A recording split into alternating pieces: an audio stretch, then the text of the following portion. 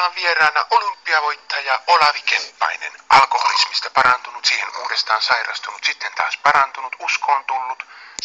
Hän on vapautunut vankilasta, jossa hän kärsi tuomiota 42 pahoinpitelystä, yliajosta ja ampuma-aseen laittomasta koskettelusta. Kuolema! Elossa! Elossa! Elossa! Elossa olen edelleen kivasti. Elämä jatkuu mielekkäänä edelleen. Vai mistä se jumalauta tietää, jos olenkin kuollut? Jumalauta! Aamulla tässä astraalitasolla pyörin vaan. En edes taivaaseen päässyt. En ole siellä. Ei neitsyet kaatele ruukuista minulle viiniä harppujen soidessa taustalla.